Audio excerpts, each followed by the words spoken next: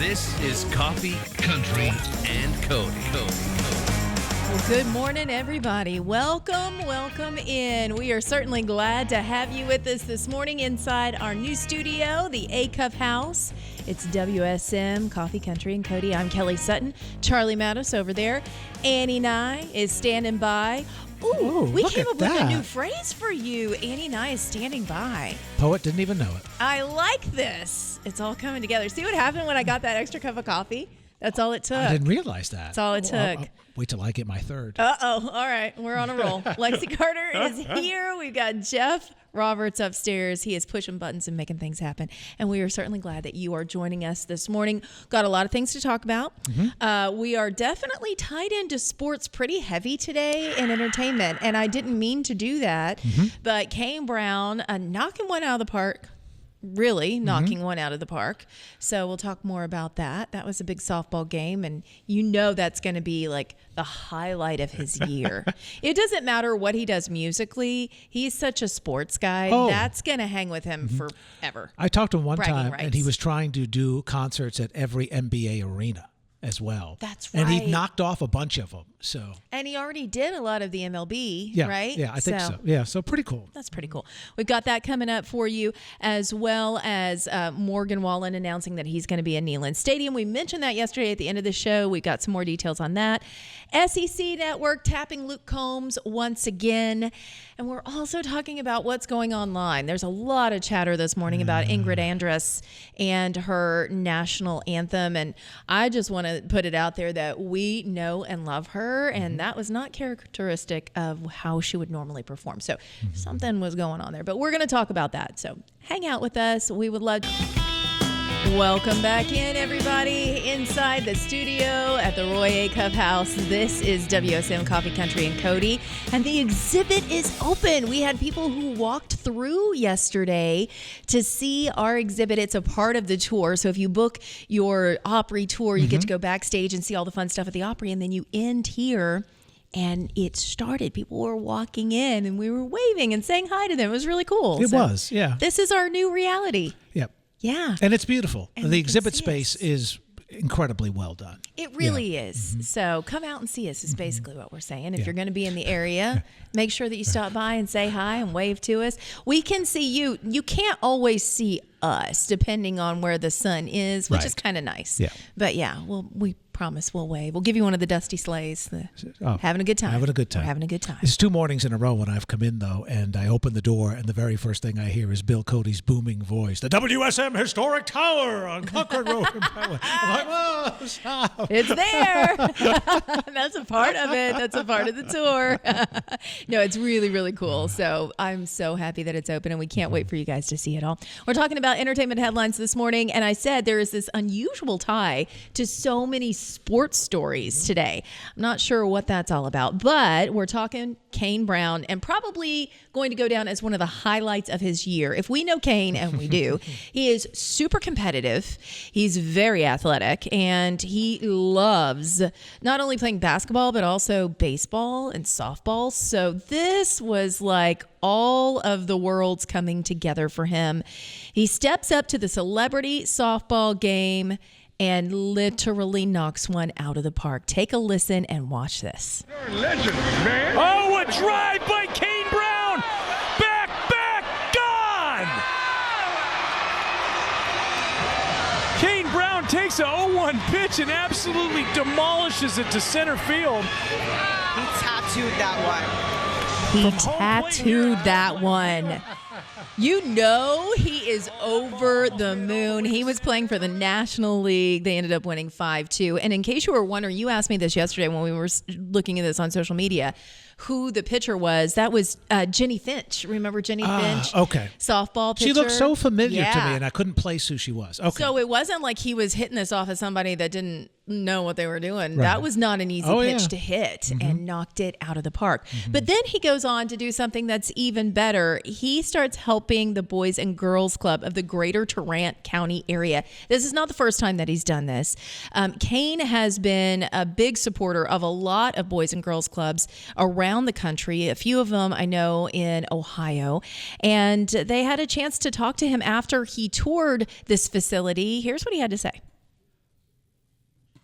when I walked in, it's a lot of stuff that, when you walk into a studio in Nashville, it's in there. So that's what's cool is they can make any type of music they want to. We've done a lot of things to the Boys and Girls Club, and the studio is something different, really cool. So you hear this little boy that's rapping. They have a studio inside this Boys and Girls Club, and Kane has pledged that he's going to upgrade all the equipment that's in there so that the kids that go in can learn how to write music, rap. They can produce music. They've got all of the tools that they need so that they can then have a career later on. And I was like, man, it's cool. So cool. It's really cool. Yeah. Good on you, Kane. This is, again, a number of things that he does. And that one wasn't even making a whole lot of headlines. I had to dig around and find that story. So we love that we can bring that to the spotlight and talk about it for just a little bit. Let's talk a little bit about what everyone is discussing this morning. And that would be our friend Ingrid Andress. And here's why I want to bring it up. At first, I thought we're not even going to talk about this story because it's a non-starter. She was singing the national anthem, and it did not go as planned. But there are so many people who are really just being awful online that I said, no, we're going to talk about it because we know her on a personal level. I've interviewed her many times. I've talked to her. I've seen her perform live. You were at her Opry debut. Oh, blown away. Yeah, I'm a big fan. And I like her whole essence. She's funny, she's quirky, she's bright. And she had a bad night. She had a bad night. And again, we don't really know what was happening. Could she hear herself? Was there something else happening in her in-ears? Did she not have any monitors? Was she sick? We don't know, but there was something that was clearly off when she did the national anthem. And this morning, man, she's just really, I would say it is online bullying at this point because there are so many people that are ganging up on her and saying it's the worst national anthem ever. And who is this person?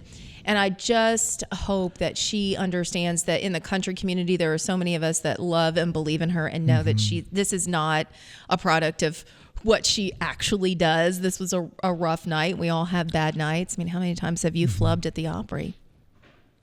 I like that. I'm the example of that. Thank you very much. I go right to you.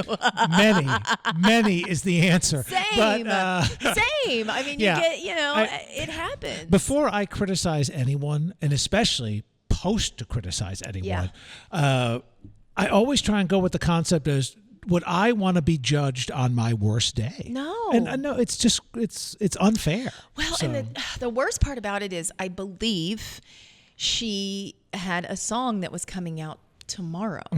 So I don't know if that song is still going to be dropped. I don't know what's happening in her world. All I want to do is give her a hug. So Ingrid, if you're listening, we love you and we know you're phenomenal and we believe in you and don't believe all of the hate that's happening online. And for people that are posting that online, go back and listen to More Coffee, Country, and Cody is on WSM. Hey, we love it when we have a first that's happening in this new studio. Our first in-studio guest was Jeannie Seeley, but our first in-studio duo is Dailey and Vincent.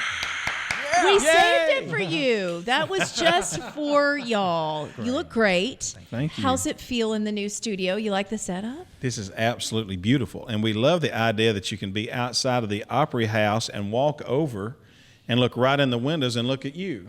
I know. It's kind of great, isn't it? It's fun. Yeah. It's gorgeous. It's our very well done. It's like you get a new car and you want to show it off to everybody. You're like, look what this does. And we got this upgrade. So it's been really cool. Thanks, guys, for getting up early and coming over. Yeah, we normally don't go to bed about now. That's right. We were hanging out Sunday night doing the Opry together. Fun show. You guys have been on the road in between doing Opry shows, and then we have bluegrass nights coming up. Springer Mountain Farms Bluegrass Nights at the Ryman going to be happening on Thursday. That's right. How many years have we been doing this now? Gosh, we've been on it 15 years. It's been a long time. Brought to you by Gus Sarandell and Thank Springer Mountain you. Farms Chicken. Whether you bake it, broil it, grill it, or fry it, it's always good and consistent each and every time. It's Springer Mountain Farms Chicken. Yeah, I got it in there. Here, I thought I was going to have to say something. No, that was nice. perfect. Did I do it? That was perfect. Yeah. Okay, I'm only a singer. I'm not good at doing that. No, you're stuff. doing great. I'm not really good at singing either. I faked it all these years. I don't think that's true at all. Well, this is really one of the rare occasions where you get to perform a format on the stage in which it literally was invented. Now, that's maybe true. you could argue if you were a jazz musician playing Preservation Hall in New Orleans would be kind of similar, but I'm not even sure that is it. I mean, you guys have played all over the world, but there has to be something magical when you step on that Ryman stage. There just is. Your nerves. He and I were talking in rehearsal yesterday with the band. Said, you know, we've played Carnegie Hall, Hollywood Bowl. We've played all these places, but there's something about the Ryman. We were telling the guys yesterday. Let's make sure we rehearse these songs over and over and over, because it feels good in here, but when you step on that stage, it does something to you. Really? You know, and I'm liable to say, "Hey, I'm Dailey Dailey," you know, instead of Jamie Dailey. Yeah, you never know. You get nervous. Dailey. That makes you Jaron Winston. Jaron Winston. Winston. It's always Winston. Yeah, I love it. Yeah, we're in Switzerland. Swiss call me Darren Winston. Yeah, welcome Dailey and Winston. Yeah, it's the best. I love it. Well, this is the same wood that came from the Ryman. I love so it. you're sitting on the platform, Yeah. and we used some of that wood, and I said, you know, it's got the same kind of vibes. Yeah, it Doesn't does make have you some. nervous, but it's got that You know, same you speak good- about first for us being here, and we're thankful for that. I remember a first for us, years ago, he played with Doyle Lawson and Quicksilver, and I was with Skaggs, doing Springer Mountain Farms Bluegrass Nights. We've been doing those for many, many years. But being able to have new friends that we've met in music that's really, really talented. And I'm speaking of John Metter. He's going to be out there singing with us and playing He was with you acoustic Sunday. guitar. Yeah. It's his first time to walk on that stage and play ever. Oh, wow. And he is so beyond thrilled. And to know that he's making his debut with us, it brings me back to being a little kid in a candy store. And it's a great pride for us, but I'm going to love watching him walk out on the stage for the very first time. And it's really going to be special. It's going to be special music anyway. We love that Gus Arundel sponsors it. We're very thankful for them. But to have friends and people we respect musically and love, and to take them for their first is really, really special. It's going to be hard not to watch his face the whole time, right? We'll probably have to get him a puppy pad, as Jamie says. Well, I joke with people too, but it's true. It's one of those places that even sound check is magical because that sun comes through the stained glass if it's a sunny day. And I mean, it really just hits you. You can kind of see the hillbilly dust floating a little bit in there. Yeah, that's right. Yeah. So you mentioned, we were talking a little off the air. So full 90-minute show tonight. And I got to think, when you guys first start, 90 minutes can be a stretch. And now you're at the point where, you know, people have been with you. A lot of folks there are going to have been with you from the very start. Yeah. It's hard to fit in everybody's Yeah. favorite songs. How hard is it to do a set list these days? It's gotten harder because for us, we had all those songs early on that people still want to hear. And then we have fans that come to see us seriously 20, 30 times a year. And we've even told them, are you not sick of us? Are you not sick of this song? Oh, we love this. You got to keep doing the songs. And then you have the newer fans that come in that's starting to like the newer stuff we do, like I'll Leave My Heart in Tennessee, which is a new state song of ours written by Karen Staley. And they want to hear that, you know. And so you're trying to fill up that set list with the songs that everybody wants to hear is really hard. And you got to line them up where it's not 4 or 5 slow songs in a row. So you have to have your upbeat songs, your slow songs, your gospel, your bluegrass, your country, because we do a little bit of everything. So it's gotten harder to do that. I want to say one of the coolest moments we ever had was we opened for my sister years back. Did 20 minutes. And the head of Cracker Barrel was there. We had all the folks there. I mean, it was a big night for us to do 20 minutes. That, I think we stacked the deck with all our favorite songs. But Eddie Stubbs, we was talking about him a while ago, the voice of WSM for many years. He was off the side of the stage, and that evening in 20 minutes, we got 5 standing ovations. Whoa. It was the most amazing thing that Eddie talked about it every time. He said, I have never in my life seen anything like that. And to be able to do that and go out there and sing all their favorite songs at that point, and it actually got us our deal with Cracker Barrel. We've had about 4 or 5 records in the Cracker Barrel Old Country Store, and then, of course, Springer Mountain Farms. It's really special, another one of the firsts. Yeah. Yeah, with all those standing ovations, we thought something was wrong with the seats. Keep getting up. What is wrong with their seat out there? Somebody Are they shocking them? Shocking them? What's happening? happening? Yeah. How much energy are you exuding? Because thinking about 90 minutes, knowing how you both are so much fun to watch, and the whole band when you guys are together on stage, how exhausted are you after 90 minutes? You know, I'm not really that tired. I mean, vocally, I'm tired. Yeah. I really want to just be quiet until the next night, which is really hard for me because I like to talk a lot. But I was like, really? Really? You don't talk after the show? y'all know me, I'm real shy and quiet. I don't have a lot to say. Oh, my word. Listen, you mentioned I'll Leave My Heart in Tennessee being our new Tennessee State song. Talk to us about that process and when that happened. And then we're going to play it for everybody listening on WSM and watching. Well, I was living at the time in Brentwood, Tennessee, and I just moved into this house. I bought this house, and I was redoing it. And so Darren brought the bus down, and I had a circle driveway, and he pulled the bus in so I could sleep on the bus while they redid my floors because it stinks. Yeah. Well, our picture is on the side of the bus with Springer Mountain Farms chicken, which is a big mistake sometimes. And the next morning, I woke up and on the front steps with this huge basket of sauces and cheeses and I forget, pasta and stuff, and this CD and a letter. And it said, "I'm not a stalker, I'm a songwriter, and I love your music and would like to be your friend. And here's a song I wrote, listen to it." And her name was Karen Staley. And I looked her up. It's like, oh, she's written "Hey Baby, Let's Go to Vegas" for Faith Hill. She's my new neighbor, I guess. So I put this song in, says "I'll Leave My Heart in Tennessee," and I fell in love with it. It talks about exactly how I grew up in the hills of Tennessee, where my place is in Gainesboro, and still talks about how we still live there today. We loved it. We recorded it. And before it came out, I'd let a friend hear it, and it got around to senators and House of Representatives, and they called us and said, "Come to the chamber floors of the Senate House, sing this song." We thought, uh-oh, what have we done? And we get out there and we sing it, and the Senate and the House voted it in, and Governor Lee signed it in as a new Tennessee State song. So that's how it happened. Yeah. There it is, and we're playing it for you right now. More Coffee, Country, and Cody is on WSM. Well, we are hanging out on the Opry Plaza. We are inside our brand new home. This is the A-Cuff house. The studio is open, and in walks Dailey and Vincent hanging out with us just across the way. We were over there at the Grand Ole Opry House on Sunday night. This is just a short walk, so now you need to come by and visit more often.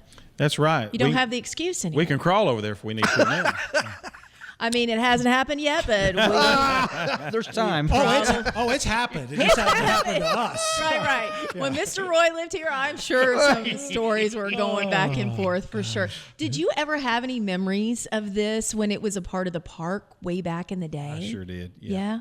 Do you remember I would come here probably 5, 6, 7 times a summer. When I got my license at 16, my best friend and I would come down here on a weekly basis during the summer and ride the rides. And I remember Old Mill Scream Ride, and you get wet. I miss Opryland so much. Really? Was that your favorite? Was Old Mill Scream? Oh, yeah. And I would just be soaked when I left.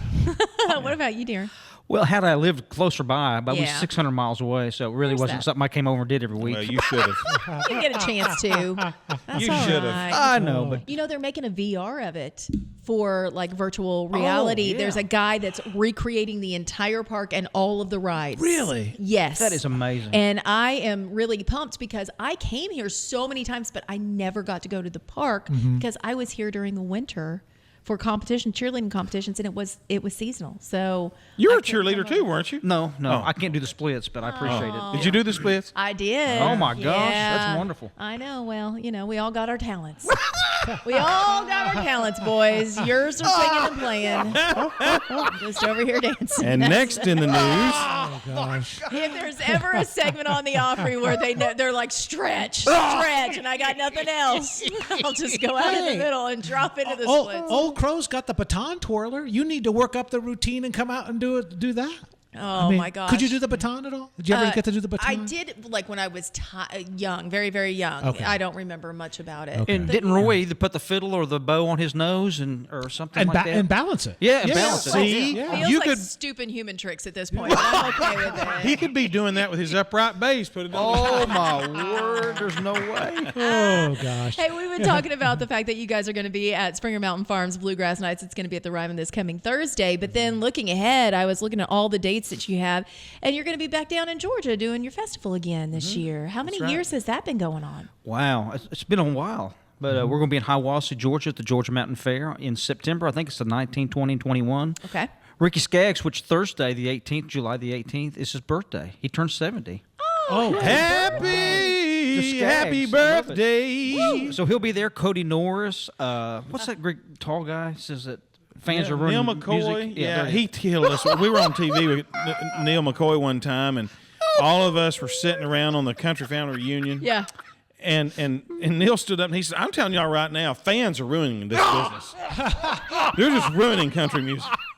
And he was kidding. Of course. But I swear we were laughing was so so hard funny. at him. Oh, that's If funny. you don't know his sense of humor and you just hear him, you're like, oh, Yeah. what is he saying? Why would he Yeah. ever say those things? Yeah. But we have a bunch of acts coming. It's 3-day festival, Thursday, Friday, Saturday. Georgia Mountain Fair, beautiful area. Yeah. Go to DaileyVincent.com or the Georgia Mountain Fairs and buy your tickets now. You And right both about then, you're going to see all it's the nice, leaves too. changing. Yeah. Yeah, it's cooling down. September, good timing. you both Hilda does a great job there. you both referenced your former employers. What did you learn from Doyle Lawson? What did you learn from Ricky Skaggs? Because I got to think, boy, those are masters to travel with and watch.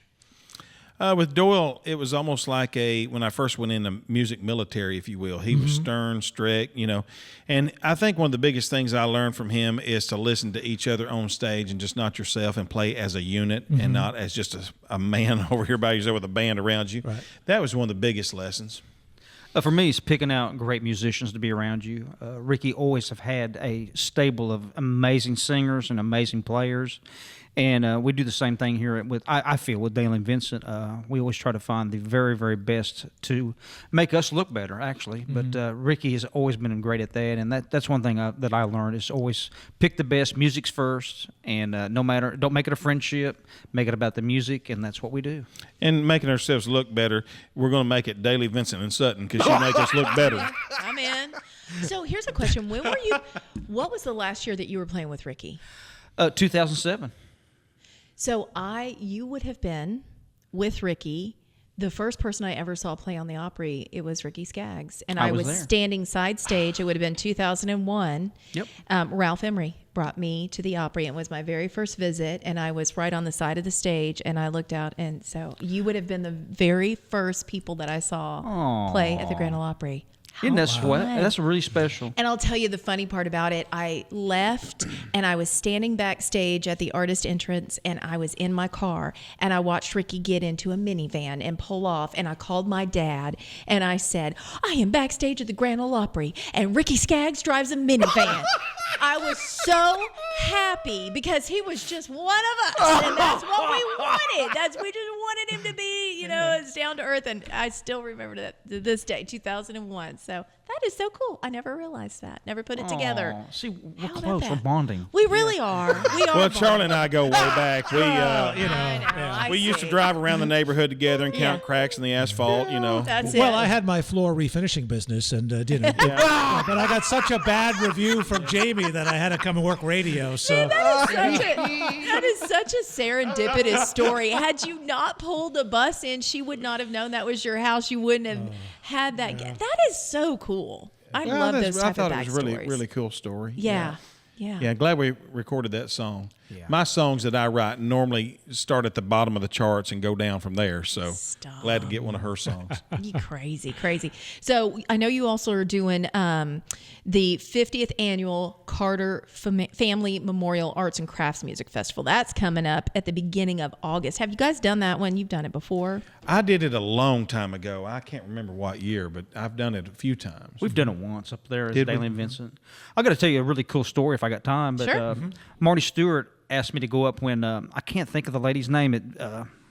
Anyway, we went up and went to the old Carter Fold church and did a song up there. And I wish I could remember the name now that I'm telling the story. But anyway, you can see it. Marty did it with one of the Carter family ladies. And we all got around the church and sang that song, did it live in that church with her. And Marty took all of us that was there that day out to the Carter family home, which was a log cabin out in a bunch of weeds.